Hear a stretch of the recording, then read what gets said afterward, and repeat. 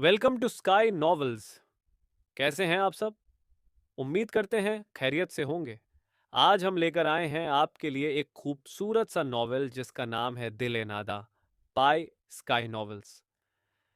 आगे बढ़ने से पहले चैनल को कर लीजिए सब्सक्राइब और बेल आइकॉन भी प्रेस कर लीजिए ताकि आने वाली वीडियो की नोटिफिकेशंस आपको आसानी मिल जाए।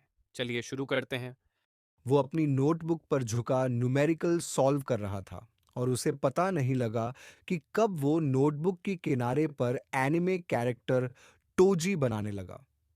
ये उसका पसंदीदा किरदार था और चूंकि इस किरदार के नक्श उसकी उंगलियां कई बार तराश चुकी थीं, इसलिए वो चंद ही लम्हों में इसे खासी महारत से इसे बना चुका था।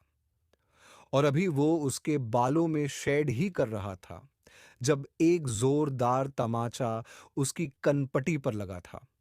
आह अम्मी! वो हड़बड़ा कर सीधा हुआ और तभी कनपटी के दूसरी तरफ भी वैसा ही तमाचा पड़ा था। छोड़ तो दिया, अब क्यों मारा? वो बुरी तरह किलसकर बोला और नोटबुक को पटक कर पीछे किया। ये फिजूल अकड़ मेरे सामने नहीं दिखाना, वरना ये बंदर जैसा मुंह 2 मिनट में लाल कर दूंगी। समझ आ रही है मेरी बात?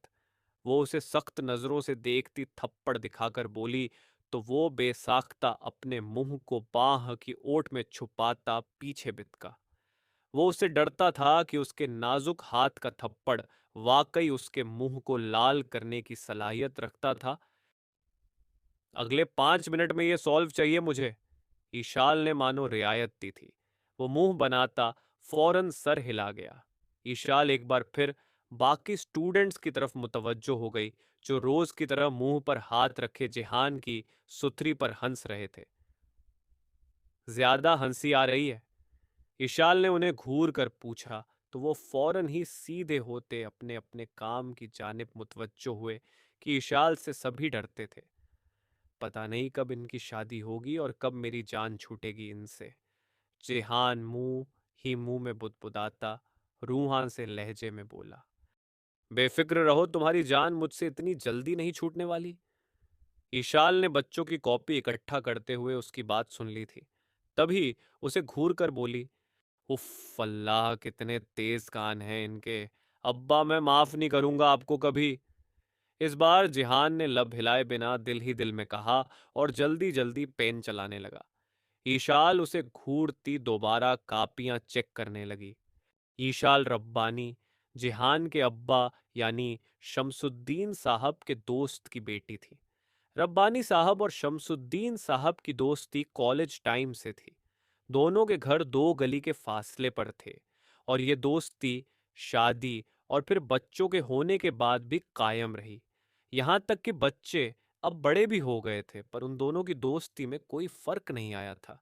दोनों वैसे ही थे और ये दोस्ती तो उनकी बेगमात में भी हो गई थी। बस हो न सकी थी तो जिहान और ईशाल में। रब्बानी साहब के 2 बच्चे थे, असद और ईशाल। असद बड़े थे और ईशाल उनसे 4 साल छोटी थी, जबकि शमसुद्दीन साहब के सिर्फ एक बेटा था जिहान।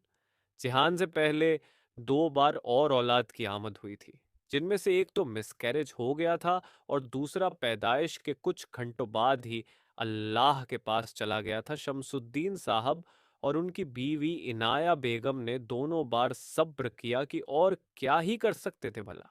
और फिर जब अल्लाह ने उन्हें जिहान दिया तो उन्हें लगा उन्हें सब्र का फल मिल गया। जिहान से दोनों मियाँ बीवी को ही बेहद मोहब्बत थी, पर जैसे जैसे जिहान बड़ा होने लगा वो जिद्दी और खुदसर होने लगा और 15 साल की उम्र में उसने बाप से पहला थप्पड़ खाया था। वजह थी स्कूल से उसकी मुसलसल गैर हाजिरी और फिर नतीजे में नवीन क्लास में फेल होना, जिसकी वजह से न सिर्फ स्कूल से लेटर आया था बल्कि फोन भी पहुंच गया था। शमसुद्दीन साहब परेशान हो गए थे क्योंकि वो तो रोज सुबह स्कूल का कहकर ही जाता था, फिर उसकी शॉर्ट अटेंडेंस क्यों थी? और ये राज भी अगले दिन ही खुल गया था कि जनाब जिहान साहब स्कूल बंक करके दोस्तों के साथ ना सिर्फ सैरो तफरीह करते थे बल्कि ढेरों एनिमे मूवी भी देख चुके थे।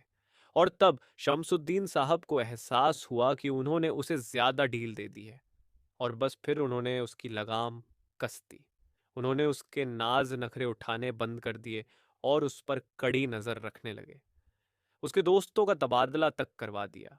और जिहान, जिसे बाप की मोहब्बत की आदत थी, वो इस तरह उनके बदल जाने पर बुरी तरह दिल बर्दशता हुआ था और वो अब बाप से डरने लगा था। इनाया बेगम को अक्सर बेटे के लिए बुरा लगता था, इसलिए दबे लफ्जों में शौहर को टोका भी था कि इतनी सख्ती ना करें, पर शौहर ने उन्हें भी झिड़क दिया, जिस पर उन्हें चुप होना पड़ा।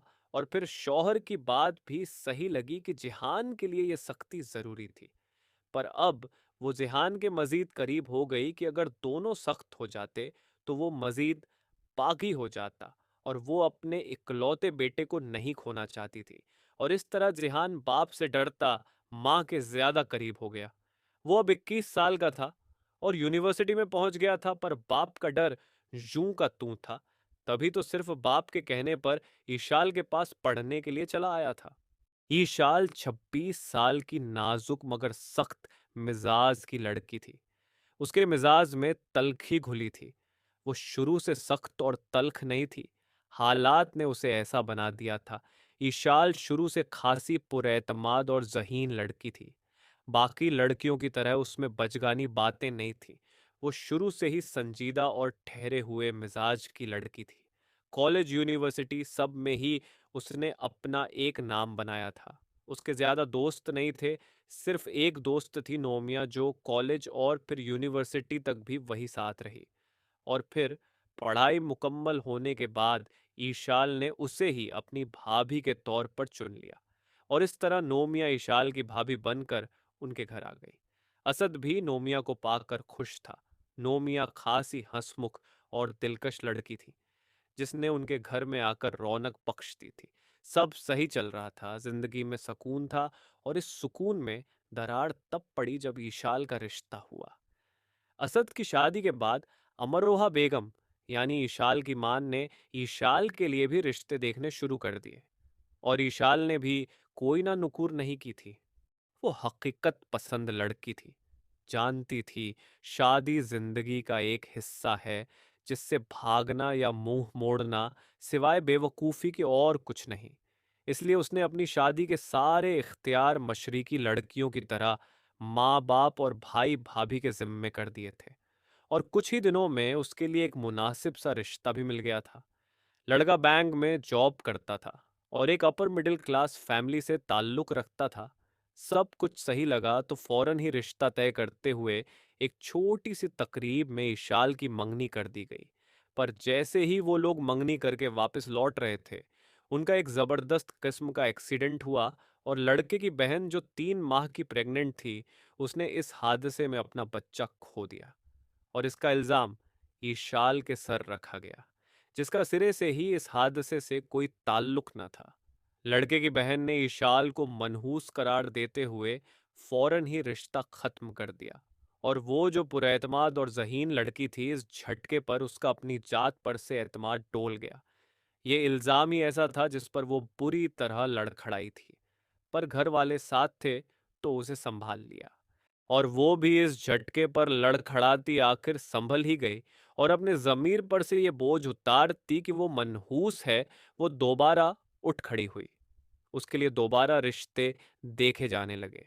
वो भी उसे बस महज एक हादसा समझकर भूलने की कोशिश करने लगी। कुछ वक्त बाद, थोड़ी मुश्किलों से सही लेकिन दूसरा रिश्ता तय हो गया। इस बार घर वालों ने मंगनी की बजाय शादी की डेट ही फिक्स कर दी। इशाल को इख्तिलाफ था, पर फिर माँ बाप का सोच कर चुप रह गई और इस तरह शादी की तैयारियां होने लगी। सभी बढ़ चढ़कर हिस्सा ले रहे थे। और जिस दिन ईशाल की मेहंदी थी, उसी दिन लड़के के बाप को हार्ट अटैक आया और वो बच ना सका और अल्लाह को प्यारा हो गया। और वो लोग जो पहले ही उड़ती उड़ती लड़की के मनहूस होने की खबर सुन चुके थे, इस नागहानी मौत पर उसके मनहूस होने पर ठप्पा लगा गए थे। लड़के की मां ने बेन डालते हुए ईशाल को मनहूस होने के खूब ताने दिए थे। और वो बारात जो अगले दिन आनी थी, वो फिर आई ही नहीं, क्योंकि इतना सब होने के बाद तो ये रिश्ता मुमकिन ही नहीं रह गया था। और ये एक और जर्ब थी जिसने ईशाल को तोड़कर रख दिया था।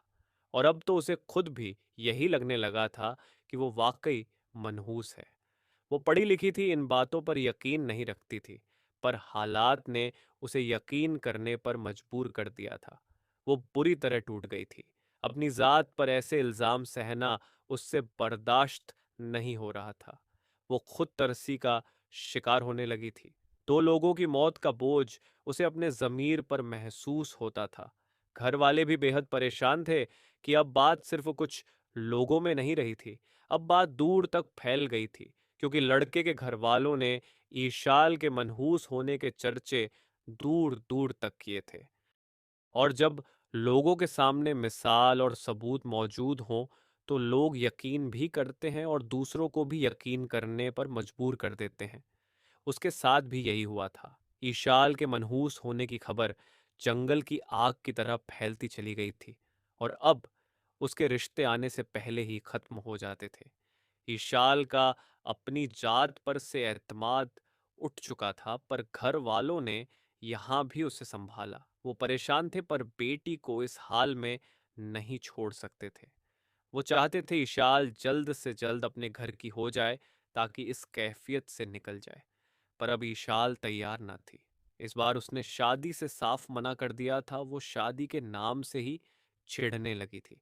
उसकी जात में तल्खी घुलने लगी थी। वो छोटी छोटी बातों पर आपा खोने लगी थी। घर वालों ने उसकी जहनी हालत को देखते हुए फिलहाल शादी के टॉपिक को बंद कर दिया था। वो उसे संभलने का मौका देना चाहते थे, और नोमिया जो ना सिर्फ उसकी भाभी थी, बल्कि एक अच्छी दोस्त भी थी। उसने इशाल को इस कैफियत से निकालने का एक हल असद के सामने पेश किया था, जिस पर असद भाई ने फौरन ही काम किया था। असद भाई ने एक स्कूल में उसकी जॉब का इंतजाम कर दिया था। ईशाल भी इस फैसले से खासी मुतमईन हुई थी। उसने भी अपनी जहनी हालत से निकलने के लिए स्कूल ज्वाइन कर लिया था। कुछ ही टाइम में वो स्कूल में अच्छे से एडजस्ट हो गई थी। जिंदगी एक बार फिर अपनी रवि पर आ गई थी। उन्हीं दिनों जिहान साहब बहुत अच्छे नंबरों से फर्स्ट ईयर में फेल हो गए थे। वजह थी उनकी साइंस से गैर दिलचस्पी। जनाब बीएससी के स्टूडेंट थे, पर साइंस से उनकी जान जाती थी। पर अब्बा मियाँ के डर से साइंस लेने पर मजबूर थे। इंटरमीडिएट एग्जाम तो खैर उसने जाने किस तरह लटक लटक कर निकाल ही ली थी, पर फर्स्ट ईयर हलवा नहीं था। इसलिए जनाब निगल नहीं पाए और बीच में लटक गए, यानी बहुत ही शानदार तरीके फेल हो गए। फिर जब अब्बा की फेंटी पड़ी और अम्मा ने समझाया, तो मौसूफ की मानते ही बनी और वो आखिरकार ईशाल के पास पढ़ने आने लगा। ईशाल आजकल अपने स्कूल के टीनेज बच्चों को ट्यूशन दे रही थी, जब शम्सुद्दीन साहब ने ईशाल से जिहान को पढ़ाने की बात की थी। शम्सुद्दीन साहब को ईशाल बहुत प्यारी थी। शायद इसकी वजह यह थी कि उनके कोई बेटी ना थी, पर जिहान और ईशाल की कभी नहीं बनी थी। एक तो दोनों के बीच एज गैप था, इसलिए ईशाल उसे हमेशा बच्चे की तरह ट्रीट करती थी। दूसरा, उसे जिहान का खिलंडरा अंदाज कोफ्त में मुब्तला करता था। उसका इमेच्योर रवैया ईशाल को बहुत खटकता था।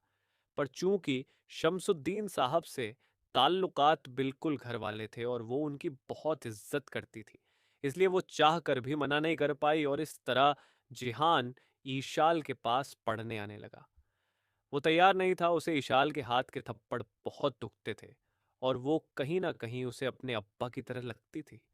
वैसा ही रौब और वैसा ही छोटी छोटी बात पर छांटे और थप्पड़। वो इशाल से अब्बा की तरह ही खफा रहता था, और अब ऐसे में उसके पास पढ़ना उसे बिल्कुल पसंद नहीं आ रहा था। पर फिर अब्बा की फेंटी याद करके वो चुपचाप पढ़ने आ जाता। पर अपनी गैर दिलचस्पी और खिलंडरेपन पर वो अक्सर ईशाल से अपनी सुथरी कराता रहता था। और जुल्म ये था कि वो शिकायत भी नहीं कर सकता था कि अब्बा ने पहले ही दिन ईशाल को उसे मारने पीटने का इख्तियार दे दिया था, और वो तो पहले भी उस पर हाथ साफ कर दिया करती थी। अब तो जैसे परमिट मिल गया था, और जिहान दिल ही दिल में किलसता उसकी शादी की दुआएं करता रहता था, और किसी को नहीं मालूम था उसकी दुआएं किस अंदाज में कबूल होनी थी।